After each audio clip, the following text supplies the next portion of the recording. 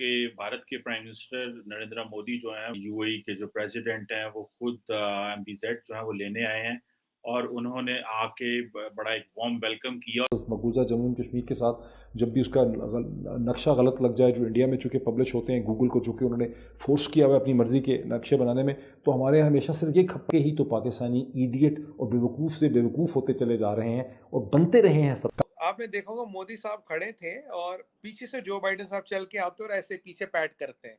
वो यूं बोलते हैं, अरे आज अमेरिकन प्रेसिडेंट खुद चल के, ये वीडियो देखिए मैंने बनाया नहीं, एडिटिंग नहीं है, हर दुनिया के हर मीडिया पे खुद चल के आते, पीछे से हाथ मत करे और भाई कैसे हो, अरे अरे यार, अरे भाई साहब आप तो, मतलब ये मैं हिंदी में थोड़ा उसका रूपांतर कर रहा हूँ, थोड़ा ड्रामेटाइज कर रहा हूँ। अरे कल हमने देखा कि किस तरह प्राइम मिनिस्टर मोदी को यूएई के प्रेसिडेंट ने, शेख मोहम्मद बिन जैद अल नहयान ने ख़ुद एयरपोर्ट पे जाके रिसीव किया। हालांकि बहुत कम होता है, बल्कि होता ही नहीं है। कोई खुद से कितना भी बर्बाद हो रहा हो, कितना भी तबाह हो जाए अपनी ज़िंदगी की, उसकी ऐसी तैसी हो जाए, जहां उसका पड़ोसी सफल हो जाए उसकी ज़िंदगी में जो है वो एकदम कयामत आ जाती है। वही हो रहा है इनके साथ में।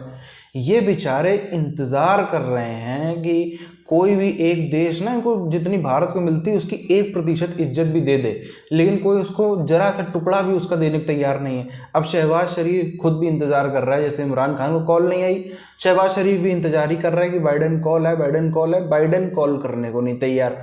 और इधर अरे मोदी जी इधर। ये सब देख करके पाकिस्तान में आखिर बवाल ना मचे, इन लोगों को आगे साल पाकिस्तान में बरनौल की कमी ना हो, बरनौल का स्टॉक खत्म ना हो, लेकिन आजकल बरनौल में लगा रहे हैं क्योंकि इनके पास पैसे नहीं है। बहरहाल पूरी चीज़ क्या है, पहले उधर हम चलते हैं। जो G20 का समिट जो है वो अगले साल 2023 में श्रीनगर में होगा, मकबूजा जम्मू एंड कश्मीर में होगा। हम तो लफ्ज़ मकबूजा जम्मू एंड कश्मीर के साथ जब भी उसका नक्शा गलत लग जाए, जो इंडिया में चूँकि पब्लिश होते हैं गूगल को, चूँकि उन्होंने फोर्स किया हुआ अपनी मर्ज़ी के नक्शे बनाने में, तो हमारे यहाँ हमेशा सिर्फ ये खप पड़ जाती है कि वो नक्शा ठीक नहीं लगाया जी, नक्शा ठीक नहीं लगाया आपने।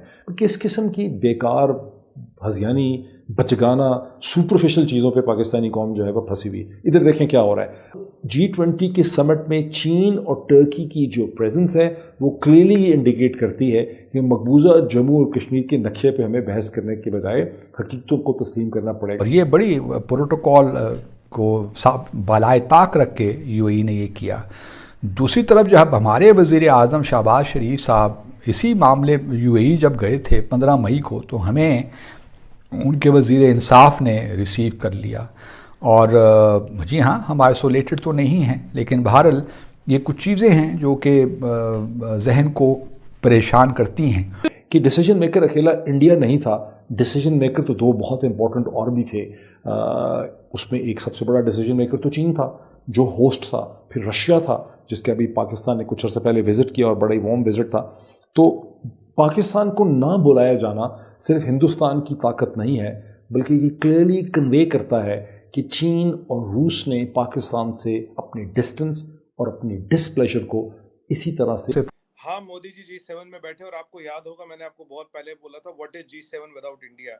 तो आपने एक बार बोला था सुनने में मोदी जी को इनविटेशन नहीं आ रहा, मैंने कहा चिंता न करें चीमा साहब, बिल्कुल आएगा और बादशाह आएगा, G7 मोदी के बिना चल नहीं सकता। अब दुनिया की सबसे बड़ी डेमोक्रेसी, सबसे बड़ा youth power, 800 million youth, right, सबसे ज्यादा इंजीनियर डॉक्टर प्रोड्यूस करने वाला, टेक्नोलॉजी में इनोवेशन। हम चीमा साहब आपको कल परसों मोदी जी ने बोला था, ऑनरेबल प्राइम मिनिस्टर ने, आज की डेट में हम एक महीने में साहब we are filing 5000 patents. 5000 patent ये कंट्री फाइल करती एक महीने में। Sir repeating again, 5000 patents are being filed in 1 month. Innovation में इंडिया कहां से कहां पहुंच गया। अब पाकिस्तान के पास इतने रिसोर्सेज नहीं है। हमें हमें ये तो बहुत अच्छा लगता है कि हम गालियां दें, हमें ये तो बहुत अच्छा लगता है कि हम मुस्लिम उम्मा के लीडर बने बने मुस्लिम उम्मा के लीडर। मुस्लिम उम्मा के साथ तो दोस्ती इंडिया की है। आप नूपुर शर्मा के वाक़े के बाद पाकिस्तान में एक बड़ी बहस शुरू हो गई। उन्होंने कहा जनाब इतने से तो देखें ताल्लुकात ख़राब हो गए। और वो देखें कि यूएई के जो प्रेसिडेंट है वो खुद उनको एयरपोर्ट पे लेने गए। वो इसलिए नहीं लेने आए कि उन्होंने वो इसलिए लेने आए हैं उनको बिकॉज़ उनको पता है इनके पास is a man with opportunity. देखिए चीमा साहब, ये आप भी जानते हैं, ये मैं भी जानता हूँ, ये जो फंड है, अभी मैंने देखा था करीब 600 बिलियन की बातें चल रही है, अभी कंफर्म नहीं है कि this fund is up to $600 billion. ये G7 ने बनाया, ये फंड को बनाया है चाइना का BRI काउंटर करने के लिए। इसका इंडिया रशियल ऑयल इंडिया में पैसा ना, उससे कोई मतलब नहीं है। अब BRI का कॉन्सेप्ट क्या आप जानते हो कि चाइना में कॉन्सेप्ट है मिडीवियल किंगडम का, एक उनका कॉन्सेप्ट है, कहते भाई हमें सिल्क रूट को खड़ा करना है, मिडीवियल किंगडम को जो थी हमारी वो उसको हम बिल्कुल खड़ा करेंगे और ये 100 कंट्रियों में से निकालेंगे। ये बहुत सारे पाकिस्तानियों को इस चीज़ का अंदाज़ा नहीं है और हम समझ रहे थे यहाँ पे कि शायद जो है वो हम लोग जो है वो जिसे कहते हैं ना कि एक मज़हब ही वो चीज़ है, डिटरमिन करती है कि जिसने हमारा लिंक डेवलप करना है मुस्लिम वर्ल्ड के साथ। लेकिन पता चला कि नहीं, मज़हब नहीं है जो चीज़ लिंक डेवलप करती है, ये नेशनल इंटरेस्ट होता है। अब यूएई और इंडिया का जो नेशनल इंटरेस्ट है दैट इज़ ऑन बिज़नेस। पहली हमारी आपसे बात हुई थी, देखिए आज G7 हो, G9 बोल दो, 11 बोल दो, 13 बोल दो, 18 बोल दो, अगर इंडिया को आप नहीं लाओगे you are this kind of association, जो भी इसका नाम हो, इज पॉइंटलेस एंड यूजलेस। इसलिए G7 without India can not work, it is a practicality of life, इसलिए मोदी जी को वहां बुलाया गया। आप बिल्कुल सही कहते हो, ब्रिक्स में भी बैठते हैं, G7 में भी बैठते हैं। अब हम वहां पे जो ला रहे हैं, देखिए वर्ल्ड की सबसे बड़ी फार्मेसी हम, IT पावर हम, सोलर एनर्जी में हम, और जो पेरिस अकॉर्ड हुआ था, we are still standing by our commitments and we are meeting them, जो बाकी कंट्रियां नहीं कर रही है। अब ये जो BRI का उन्होंने फांदा फंसाया था जी जिनपिंग ने पे पूरे सिल्क रूट को चालू करना है, ये था कि लाइसेंस के मेरे ट्रूप्स, मेरी आर्मी, मेरे मैकेनाइज्ड कॉलम्स, मेरे लोग वहां जा सके, मुझे एक लाइसेंस मिले, भाई मेरे को BRI रोड वोड बनानी, ये सब किससे खानी कर रही है। अब आपने CPEC पे 3 साल से काम रोका, CPEC नहीं बनेगा तो उसका OBR नहीं बनेगा। तो ऐसा चाइना ने बहुत सा पैसा इधर उधर डुबा रखा है। अब ये है कि पाकिस्तान जो है वो बेसिकली यूएई का फ्रेंडली कंट्री है। हम हमारे बड़े अच्छे दोस्त हैं, हमारे बड़े अच्छे ताल्लुकात हैं, लेकिन ज़ाहिर बात है हम वहाँ जाते हैं पैसा माँगने, हम जाते हैं वहाँ पे कर्ज़े माँगने जाते हैं, तो उस हिसाब से वो हमें देखते हैं कि ये भई हमारे पार्टनर नहीं है, वो हमें जूनियर पार्टनर समझते हैं। और हमें इस चीज़ का अगर नहीं अंदाज़ा, हम क्योंकि खित्ते में बड़ा अपर हैंड रखना चाहते हैं, तो लेकिन जो वर्ल्ड जो है वो हमें खित्ते में अपर हैंड नहीं दे रही। आज ये वर्चस्व है भारत का। American president is walking down to the Indian prime minister, patting on his back, saying hi buddy, how are you. ये एक बहुत बड़ा सिमेंटिक ऑप्टिक है डिप्लोमेसी में। और मैंने जब से मैंने होश संभाला है, मैंने ऐसा होता पहली बार देखा चीमा साहब। This I have seen happening for the first time.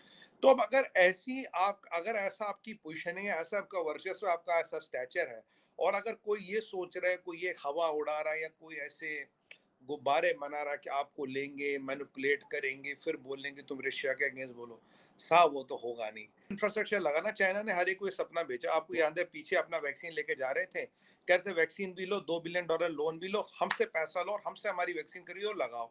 और आज खुद ही कह रहे कि सारे चाइना को कोविड हो गया, वो वैक्सीन फर्जी है।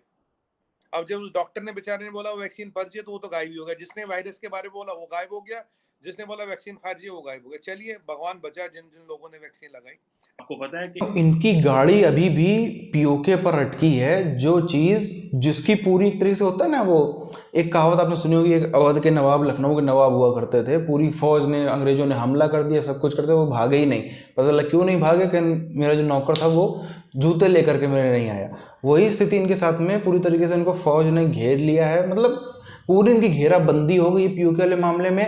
अब बस बहुत ही जल्दी डेट आने वाली है कब हिंदुस्तान का वहाँ पे झंडा फहराएगा पूरी वहाँ। अब वो चीज़ तो आप ये भूल ही जाएं कि पीओके पे ही अगले 10 साल के बाद पीओके में पाकिस्तान का झंडा फहराएगा, ये चीज़ तो ये भूल ही जाएं।